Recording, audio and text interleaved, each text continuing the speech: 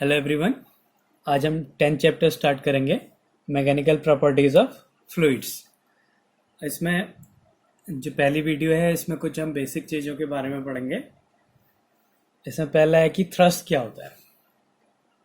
तो कोई भी अगर लिक्विड, कोई भी बॉडी लिक्विड में या फ्लूइड में है तो उसमें क्या होता है, वो फ्लूइड जो है उस बॉडी पे चारों तरफ से एक फोर्स लगाता है और वो फोर्सेस का जो सम होता है, एल्जेब्रिक जो सम होगा, उसी को बोलेंगे थ्रस्ट। तो जो टोटल फोर्स एक्सर्ट हो रहा है लिक्विड या फ्लूइड के कारण, फ्लूइड के द्वारा उस सरफेस पे जो उसके कांटेक्ट में है, उसको बोलते हैं थ्रस्ट। तो द टोटल फोर्स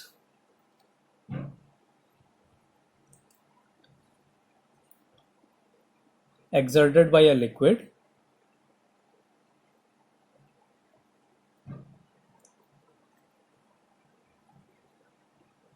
या fluid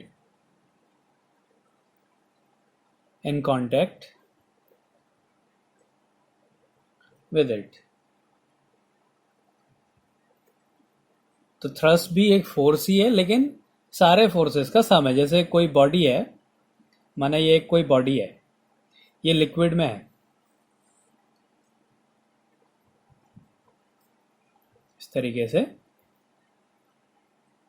ये लिक्विड में है, तो क्या होगा, ये जो लिक्विड इसके कांटेक्ट में है ये हर तरफ से एक फोर्स लगाता है उस पर। इस तरीके से सारी डायरेक्शंस में एक फोर्स लगाएगा और ये फोर्स जो होता है ये हमेशा उस सरफेस के परपेंडिकुलर होता है। इसको अभी हम प्रूव करेंगे कि जो फोर्स लगता है उस बॉडी पे लिक्विड में, या फ्लूइड जो बॉडी पे फोर्स लगाता है वो हमेशा सरफेस के परपेंडिकुलर होता है। तो ये जो फोर्सेस लग रहे हैं, इन फोर्सेस का जो सम है, जो टोटल फोर्स है, उसी को हम बोलते हैं थ्रस्ट। अब इसके बाद आता है प्रेशर। ये सब फ्लूइड के लिए हो रहा है। तो प्रेशर हमने पहले पढ़ा था, छोटी क्लासेस में हम पढ़ते हैं pressure equals to force upon area. लेकिन अब यहाँ पे बहुत सारा फोर्स लग रहा है, तो हम क्या लिखेंगे उसे, उस फोर्सेस का सम, जो कि क्या है, थ्रस्ट है। तो प्रेशर क्या हो गया, थ्रस्ट अपॉन एरिया। तो अगला टॉपिक है pressure.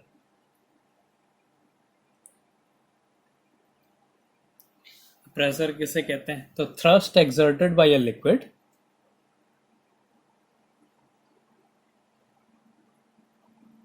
thrust exerted by liquid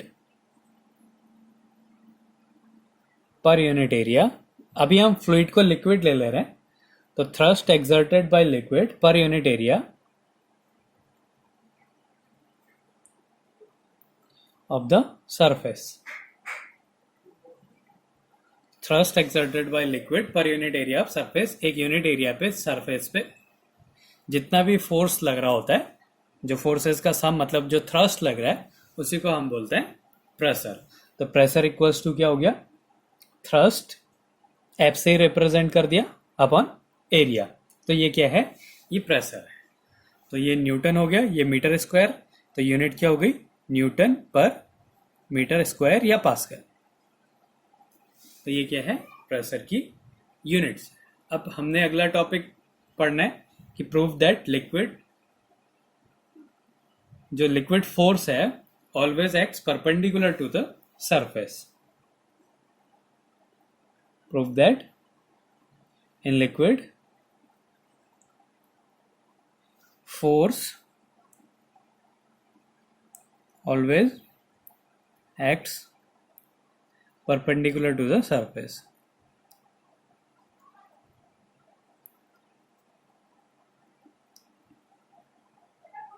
ये हमने प्रूव करना है कि जो लिक्विड में जो फोर्स लगता है, मतलब जो भी थ्रस्ट लग रहा है, वो क्या होता है, हमेशा सरफेस के परपेंडिकुलर होता है। तो इसके लिए एक कंडीशन लेते हैं। पहले ये कंटेनर है, ये लिक्विड है उसमें, तो इसमें एक छोटी सी हमने बॉडी कंसीडर करी। अब माना इस बॉडी में जो फोर्स लग रहा है वो ऐसे लग रहा है, हॉरिजॉन्टल से थीटा एंगल पे लग रहा है। किसी भी बॉडी पे जो फोर्स लग रहा है वो, ये अगर 90 डिग्री है तो ये 90 डिग्री से थीटा एंगल पे लग रहा है, हॉरिजॉन्टल से थीटा एंगल पे उस पर एक फोर्स लग रहा है। हमने ये प्रूफ करना है कि जो ये फोर्स है ये कैसा होगा, परपेंडिकुलर होगा सरफेस के। ये सरफेस अगर हॉरिजॉन्टल है, हमने ये मान लिया कि फोर्स जो है उससे थीटा एंगल पे लग रहा है, तो हमने ये प्रूव करना है कि ये जो थीटा है वो 90 डिग्री होगा। अब यहाँ पे जो फोर्स है इसको दो कंपोनेंट्स में रिजॉल्व किया जा सकता है। ये इसको ऐसे मान लिया कि जो फोर्स लग रहा है बॉडी पे, तो इसकी ये डायरेक्शन हमने मान ली। तो अब यहाँ पे इसके दो कंपोनेंट्स हो गए, एक ये हो गया एफ कॉस थीटा और ये नीचे हो गया एफ साइन थीटा।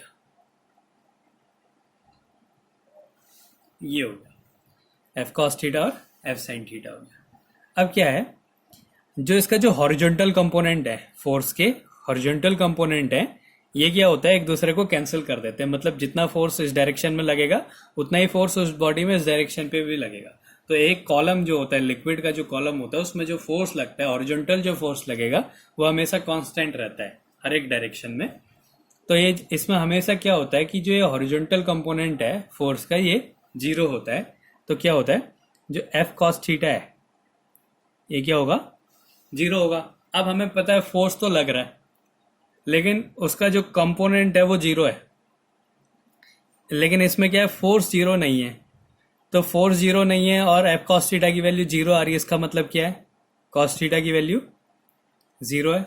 और कॉस थीटा जीरो कब होता है, जब थीटा की वैल्यू 90 डिग्री होती है। तो इससे प्रूव हो गया कि जो ये थीटा है ये क्या होगा, 90 डिग्री होगा।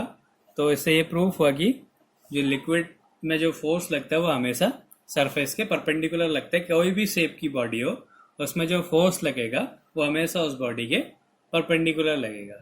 तो यही टॉपिक्स हमने आज पढ़ने। तो थ्रस्ट क्या होता है, जो भी फ्लूइड में जो फोर्स लगते हैं उन फोर्सेस का जो सम होता है, मतलब जो टोटल फोर्स लगता है उसको बोलते हैं थ्रस्ट।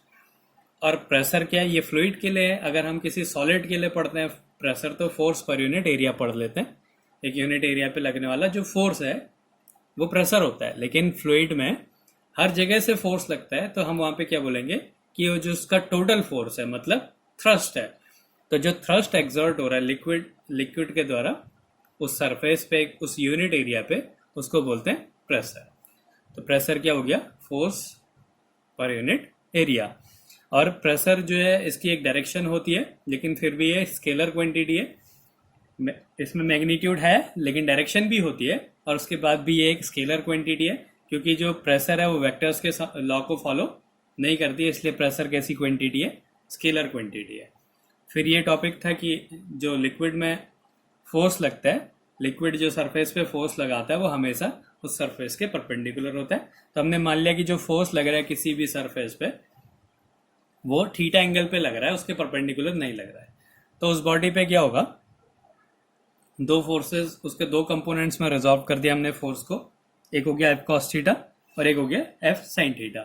फिर क्या हुआ, जो लिक्विड में जो एक कॉलम पे लगने वाले जो हॉरिजॉन्टल फोर्स होते हैं वो हमेशा कैंसिल हो जाते हैं, एक दूसरे को कैंसिल कर देते हैं। तो हमने भी कैंसिल कर दिया, F cos theta equals to zero कर दिया। अब फोर्स लग रहा है इसलिए फोर्स की वैल्यू जीरो नहीं है, तो और एफ कॉस थीटा जीरो है, इसका मतलब क्या है, कॉस थीटा की वैल्यू जीरो है।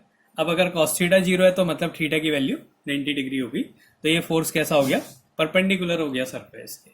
तो ये है मैकेनिकल प्रॉपर्टीज ऑफ फ्लूइड्स के कुछ टॉपिक्स।